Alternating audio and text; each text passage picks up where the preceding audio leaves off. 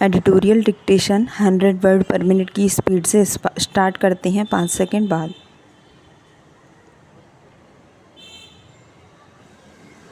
Start.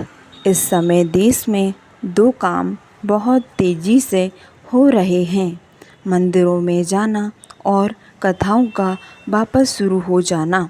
एक तीसरा काम लोग और कर रहे हैं, मूल्यांकन, कोई क्यों जीता और ये क्यों हारा। काश इतनी ऊर्जा स्वयं के विश्लेषण, स्वयं को जानने में लगा दी जाए। राजनीतिक विश्लेषण करने के बाद आप देखना कि बेचैनी, चिड़चिड़ापन और अशांति उतरेगी, लेकिन आत्मिक विश्लेषण करने के बाद आप प्रसन्न होंगे, आनंदित रहेंगे। विश्लेषण करना बुरी बात नहीं है, ये एक जागरूकता है, लेकिन कहाँ, किसकी और कब तक की जाए, इसका विवेक तो जगाएं। तथ्य ये है कि बाहर की स्थिति जो भी हो, भीतर से हम अशांत ना रहें, प्रसन्न ना रहें, सदाचारी रहें। नदी धीरे धीरे बहते हुए समुद्र में मिल जाती है। चुनाव की नदी भी सत्ता के समुद्र में उतर गई है, तो उस सागर में उतरिए जो ईश्वर की कृपा का सागर है, और अपने आप को धैर्यवान, चरित्रवान बनाए रखिए। इस देश को केवल उन्हीं लोगों की ज़रूरत नहीं है जो चमकते और दमकते हैं, उन लोगों की भी आवश्यकता है जो खामोश रहकर राष्ट्र सेवा करते हैं। सबकी निगाहें चंद्रबाबू नायडू और नीतीश कुमार पर टिक गई हैं। नायडू की टीडीपी ने 16 सीटें जीती हैं और नीतीश की जेडीयू ने 121। दोनों एनडीए के चुनाव पूर्व गठबंधन का हिस्सा हैं, जिसने 293 सीटें जीती हैं।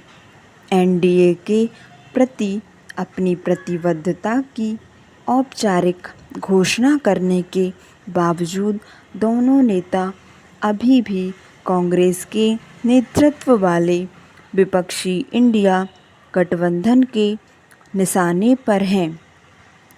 इंडिया के पास 232 सीटें हैं। अगर नीतीश और नायडू दोनों एनडीए का साथ छोड़कर इंडिया में शामिल हो जाते हैं, तब भी विपक्षी गठबंधन के पास केवल 207 सीटें होंगी। 12 और निर्दलीय या छोटे दलों को साथ लाना एक मुश्किल होगा। एनडीए 293 सीटों के साथ बेहतर स्थिति में है। इनमें से भाजपा के पास 240 सीटें हैं, उसके सहयोगियों के पास 93 सीटें हैं। 28 सीटें नायडू और नीतीश के पास है।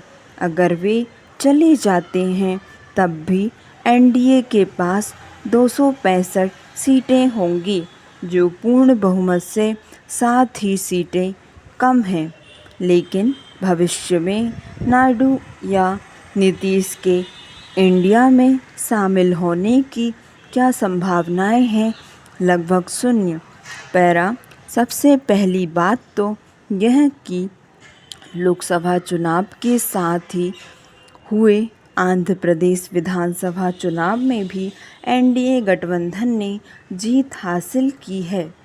इसमें टीडीपी, भाजपा और पवन कल्याण की जेएसपी शामिल है।